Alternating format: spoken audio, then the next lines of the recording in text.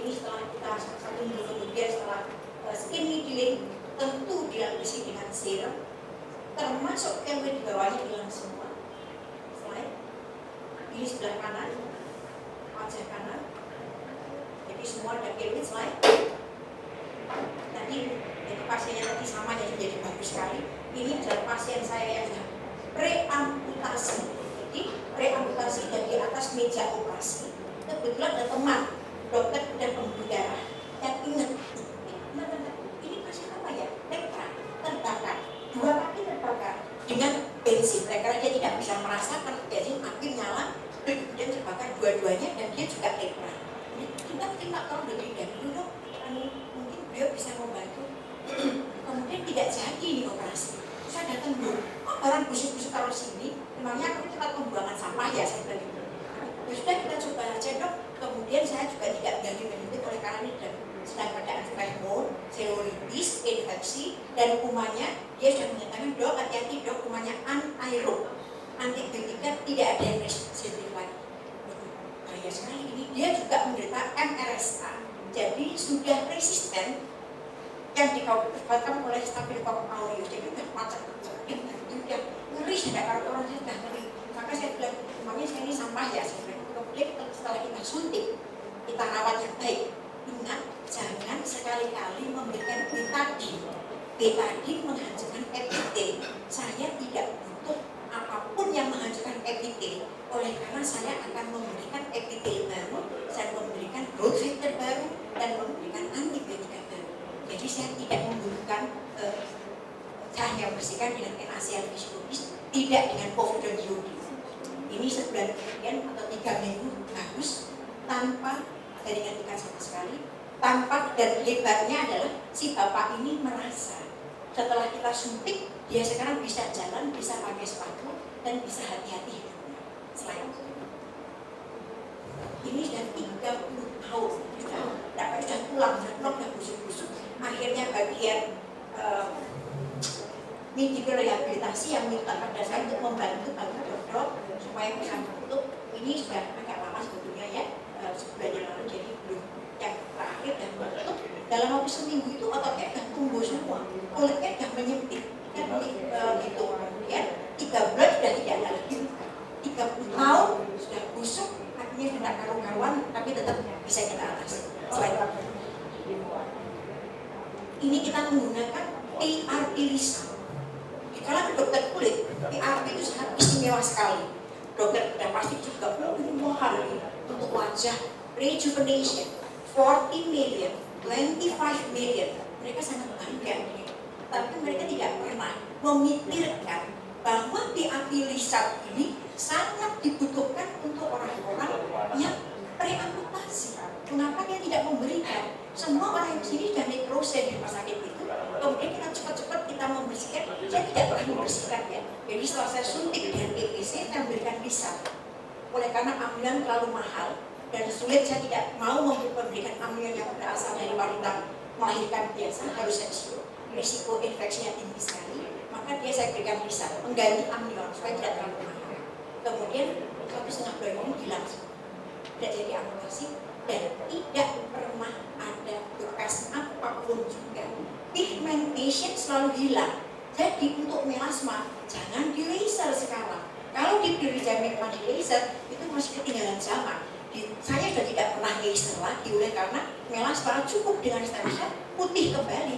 Mengapa harus beli laser yang mahal? Kita menjadi raja di negara kita sendiri, tidak perlu beli laser yang mahal. Jadi kakek orang Jepang sekali. Saya kira cukup. Atas perhatian, terima kasih. Wassalamualaikum warahmatullahi wabarakatuh.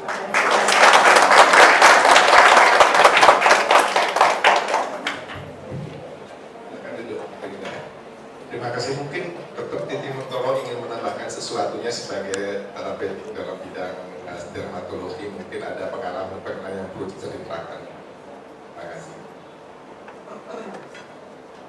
Terima kasih. Saya memang sudah banyak menggunakan ABE maupun yang berasal dari fetal, itu dari produk stem cell. Dan memang yang di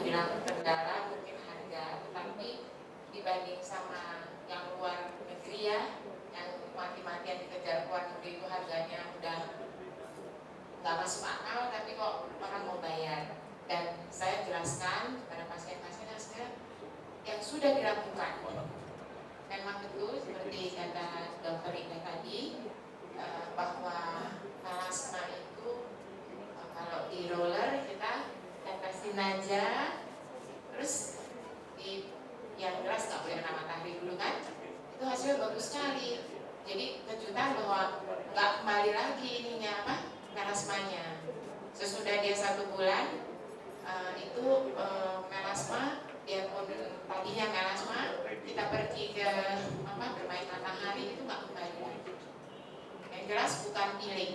Kalau peeling itu kayaknya terus terang saya termasuk dokter kulit yang sangat musuhan banget sama peeling, karena kan merusak jaringan justru, dan itu tidak bisa terukur rusaknya seberapa, karena kan bahan kimia yang diletakkan itu dia bekerja sampai sejauh mana itu kita nggak tahu. Jadi padahal kalau dengan ini itu memang rejuvenation luar biasa.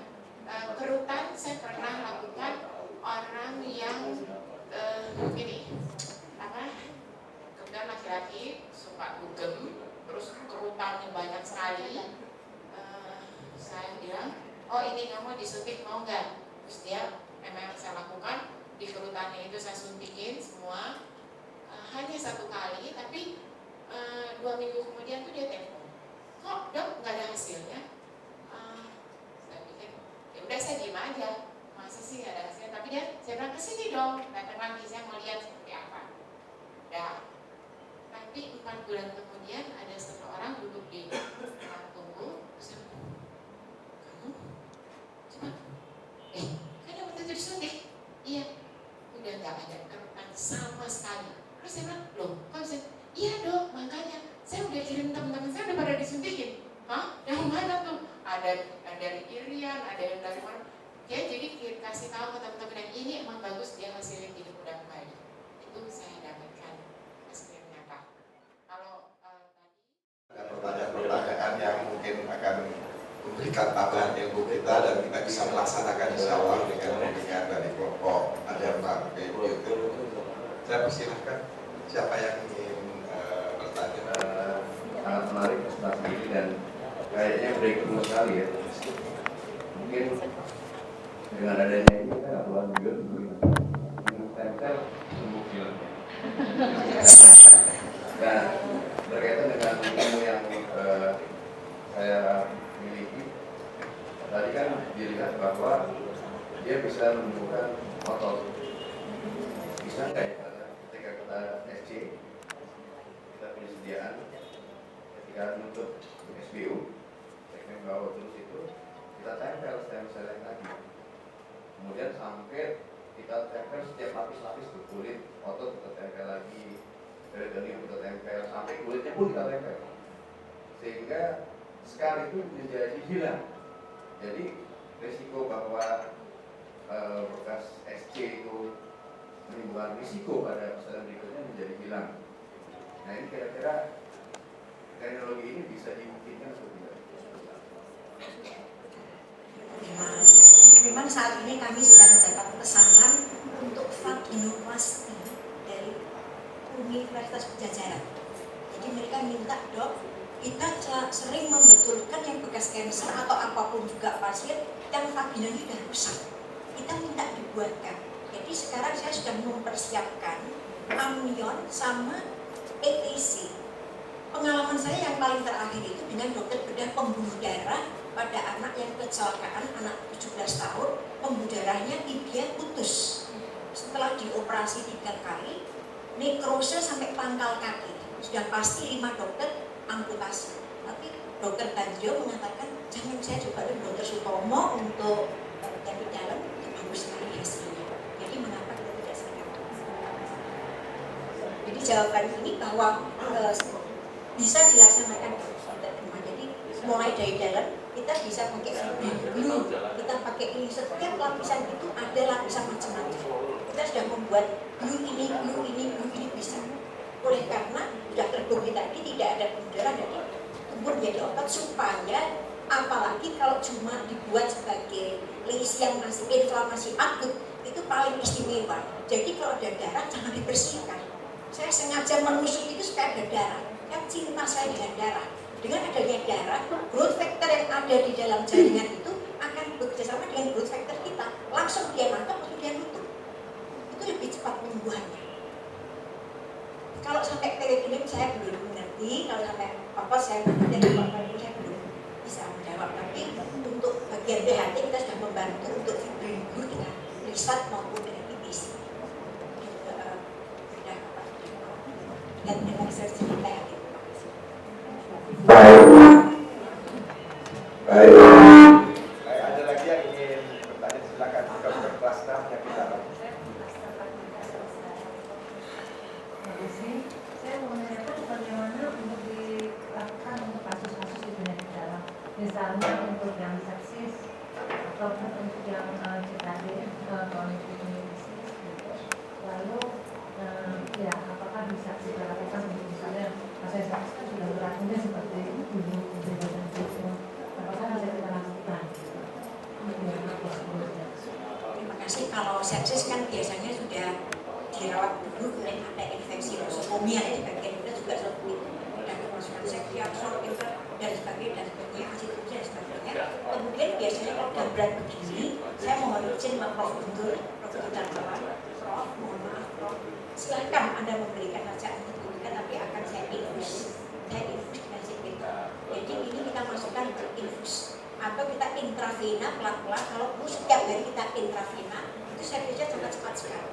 Yang sudah saya tangani itu adalah Stephen Johnson syndrome. Itu kan memang sudah mengelupas semuanya. Saya kayaknya tidak pernah bekerja sendiri, selalu dengan Prof. Guntur, ya, departemen Prof. Guntur. Jadi saya akan memberikan ini Prof. Saya minta izin dan beliau enggak, bagaimana dok kortikosteroidnya? Saya bilang mohon maaf ya, kortikosteroid jangan diberikan. Baru Stephen Johnson itu butuh dosis tinggi 240 mg kortikosteroid yang tidak boleh karena dia ini adalah kerjanya itu lebih kuat dari kortikosteroid dan dia anti kortikosteroid. Kemudian setelah saya sembuhkan, ya seharusnya saya sembuh. Kenapa harus menunggu Stephen Johnson sebulan dengan luka-luka yang mengerikan? Sehingga kita dari 5 departemen, saya bagian tadi dalam, bagian jantung, bagian THT, bagian mata, itu merasa nyaman, cepat sekali pelayanannya sehingga tidak menjijikkan gitu ya. Kemudian kalau untuk gagal ginjal ini ada wartawan yang mengatakan memang kita pertama kali memberikan Vitadu, jadi untuk membuat homeostasis. Yang penting tubuh manusia ini harus diperbaiki microenvironment. Stem cell itu butuh niche yang bagus. Kalau niche-nya saja tidak mau. Setelah kita perbaiki homeostasisnya, kita lihat bagaimana dok, cuci darahnya bagaimana, sudah berkurang dok, kita 2 kali seminggu. Fungsinya kita lihat semua, kalau sudah oke, kita suntikan dengan renalnya. Oleh karena ginjal itu paling sulit, ekto, endo, mesoderm. Kemudian yang paling mudah adalah saya membuat ginjal dari chicken. Tapi saya ingat teratoma efek. Saya tidak mau, oleh karena tidak mungkin membuat, kita baru menuju ke arah embrio. Jadi supaya embrio ini yang kita buat ini bisa menuju ke arah ginjal. Ini kita baru ada 2 hasil, yaitu endoderm sama mesoderm. Tapi ekto untuk ginjal kita belum selesai. Tapi kalau dengan renal kemarin sudah bagus sekali. Cuma dok, kesembuhannya yang saya pantau hanya 40%. Hanya dapat mencapai 40%, tidak bisa 50% tidak bisa. Yang mungkin oleh karena kita belum sempurna.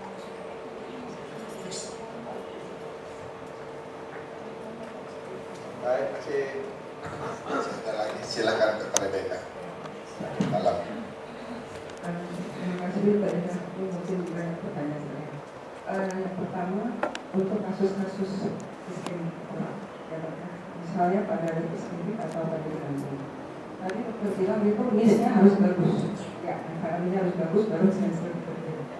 Apakah untuk kasus-kasus yang iskemik atau obstruksi ini sudah dilakukan terlebih dahulu revaskularisasi? Misalnya stent atau jantung atau lainnya. Yang pertama. Yang kedua, yang saya mengenai adipositas.